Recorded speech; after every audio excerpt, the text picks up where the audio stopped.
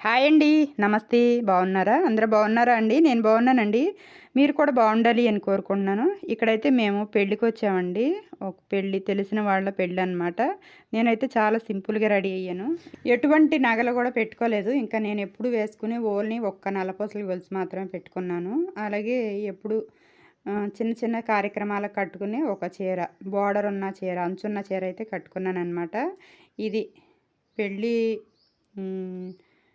ముఖద్వారం అంటే పెళ్లి మండపానికి ముఖద్వారం అయితే ఇదనమాట. ఈ పెళ్ళి కొంచెం తెలిసిన వాళ్ళదనమాట. అయితే నేను ఇల్లు కదిలేను అంటే అక్కడ ఏదో విశేషత ఉందని అర్థం. చిన్న చిన్న అంటే ముఖ్యం కాదు అనుకున్న వాటికైతే నేను వెళ్ళననమాట. కొంచెం ముఖ్యమైనయి మనల్ని గుర్తుపెట్టుకుని పిలిచారు అనుకున్నయయితే నేను ఖచ్చితంగా ఇల్లు కదిలైతే వెళ్తాననమాట. ఇంకా ఇదైతే మా ఊర్లోనే, మా ఊరు మండపంలోనే పెళ్ళయిందండి. ఇంకా నాకు కూడా కొంచెం అందుబాటులోనే ఉంది. వెళ్ళాలనుకున్నాను. ఇది ఇన్విటేషన్ ఇచ్చి అయితే ఒక వారం రోజులయింది. ఇది పెళ్ళి ఎప్పుడో కూడా నేను అసలు చూడలేదు. మా అమ్మాయినే చూడమన్నాను. నేను తీరిక లేక. ఎప్పుడో ఈ శుభలేఖ ఎవరిదమ్మా అని అడిగింది. అడిగితే తెలిసిన వాళ్ళదిలే. పెళ్ళెప్పుడో చూడు ఖచ్చితంగా వెళ్ళాలి. నాకు గుర్తుండదు నువ్వే గుర్తు చెయ్యి అన్నాను. ఇంకా నాకు అన్నట్టుగానే నాకు అసలు గుర్తే లేదండి. పెళ్ళి పొద్దుపోయిన తర్వాత అనుకుంటా. ఇంకా నేను వెళ్ళాల్సిందైతే 6:30, 7కి వెళ్ళాలి. అసలు గుర్తులేదనమాట. 8 అయ్యే వరకు నాకసల గుర్తే లేదు. అప్పుడు గూడా మా అమ్మాయి చెప్తే, "అమ్మా ఇవాళ పెళ్ళుంది నువ్వు వెళ్ళాలన్నావు గదా! 20వ తారీఖు గురువారం. నువ్వు వెళ్ళాలన్నావు గదా! గుర్తు చేయమన్నావు గదా! నాకు కూడా గుర్తులేదమ్మా వెళ్ళాలి కదా!" అంది. ఇంకా నాకు కూడా సరే ఖచ్చితంగా వెళ్ళాలనుకున్నాను. వెళ్ళలేకపోతున్నాను అనుకున్నాను. అనుకుని కొంచెం పనంతా హడావిడిగా చేసేసుకున్నాను. కానీ ఊళ్ళోనే గాబట్టి కొంచెం లేట్ అయినా వెళ్దాంలే అనిపిచ్చింది. అనిపిచ్చి ఎలాగోలా పెళ్ళికైతే వచ్చానండి. ఈ ఈ కొంచెం ముఖ్యమైనయి అయితేనే నేను గడప దాటుతాను. ఇది ఎలాగంటే ఎందుకు మమ్మల్ని గుర్తుపెట్టుకుని ఇన్విటేషన్ ఇచ్చారంటే ఇదివరక ఒక ఒక 10 సంవత్సరాల క్రిందట అనుకుంటా. వీళ్ళు చూడండి నేను వీడియో తీస్తున్నానని జుట్టు సరి చేసుకుంటున్నారా? ఒక 10 సంవత్సరాల క్రిందట అనుకుంటా.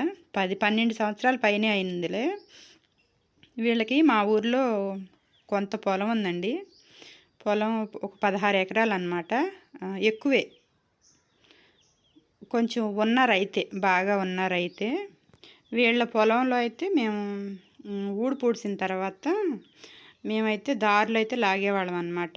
దారులు అంటే అందరికి తెలియదేమో కానీ వరిచేలో ఊడు పూడ్చిన తర్వాత వరిచేనుకి పిండి కొట్టుకోవాలంటే ఒక 3 గజాల 3 గజాల వెడల్పులో దారులైతే తీస్తారనమాట. ఇంకా ఆ దారులైతే తీసేవాళ్ళమండి మేము. నేను ఇంకొక ఆమె, నా ఫ్రెండ్ ఒక ఆమె ఉందిలే. మేమిద్దరం కలిపి ఈ పొలంలో దారులైతే తీసేవాళ్ళం అనమాట. నాయుడు గారి పొలం అంటారులే. ఒక 16 ఎకరాలు ఒకే చోట ఉందనమాట. పని కూడా బాగా తేలేది. అటు తిరగా ఇటు తిరగా కాకోకుండా ఒకే చోట పొలం ఉంది కాబట్టి ఒక 3, 4 రోజులు వీళ్ళ చేలోనే పని ఉండేదన్నమాట. పొద్దున్నే వెళ్ళిపోయి ఇంకా 1 గంట 2 వరకు అయితే ఆ దారులు పని చూసుకుని వచ్చేవాళ్ళం అనమాట. ఇంకా మాకైతే ఇంకా అప్పుడు పని చేసినాం కదా, ఇంకా అది గుర్తుపెట్టుకుని ఈ ఓనర్ గారు స్వయంగా మాకు ఈ శుభలేఖ తీసుకొచ్చి ఇచ్చారనమాట. తప్పకుండా పెళ్ళికి రండమ్మా అన్నారు. ఇంకా స్వయంగా ఆయనే వచ్చారు కాబట్టి మేము ఖచ్చితంగా పెళ్ళికి వెళ్ళాల్సిందే అని అయితే నేనైతే నిర్ణయించుకున్నాను. ఇంకా ఇక్కడ మాకు చుట్టాలు ఎవ్వరూ లేరనమాట. మా ఊరోళ్ళు కూడా కాదు, పక్క ఊరోళ్ళు. మా ఊరోళ్ళు కొంతమంది వచ్చారు కానీ వెళ్ళిపోయారు. నేను టైం దాటిచ్చి వెళ్ళాను కదా, వెళ్ళిపోయారు. ఇంకా నాకు ఒక్కదానికి ఇక్కడ స్టేజ్ మీదకి వెళ్ళాలంటే కొంచెం దుడుగ్గా ఉంది. అయితే ఎలాగో ఓనర్ గారు అయితే కనిపించారు. కనిపించి అమ్మ అక్షంతలు వేయండి, పైకి వెళ్ళండి, స్టేజ్ మీదకి వెళ్ళి అక్షంతలు వేసిరండి అన్నారు. ఇంకా సర్లే అని చెప్పి ఇంకా నాకు కొంచెం మనసులో ఎక్కడన్నా భయంగా ఉంది కానీ ఆ భయాన్ని అంతా నాకు నేనే సమాధానం చెప్పుకుని ఖచ్చితంగా నేను పెళ్ళికొచ్చాను కాబట్టి ఈ వధూవరులను ఆశీర్వదించాలి అని చెప్పి నేను ఇలాగా ఈ పైకి వెళ్ళి వీళ్ళనైతే ఆశీర్వదించి వచ్చానన్నమాట.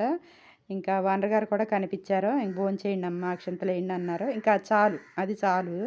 వీళ్ళ పెళ్ళికి వెళ్ళడానికైతే మాకు ఈ ఓనర్ గారి అభిమానం, అలాగే వాళ్ళ మంచితనం అదే కారణం అండి. వీళ్ళు కొంచెం సౌండ్ పార్టీ అన్నమాట.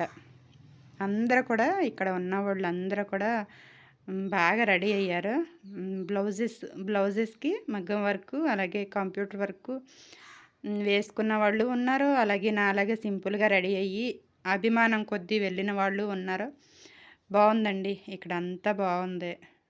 ఇంకా నేను ఈ పెళ్ళికొచ్చిన తర్వాత నాకు ఆ పాత రోజులన్నీ గుర్తొచ్చినాయన్నమాట. ఒక 10, 15 సంవత్సరాల క్రిందట. 15 సంవత్సరాలు అయిందో లేదోలే గానీ, ఒక 12 సంవత్సరాలు అట్టా అయ్యుండొచ్చు.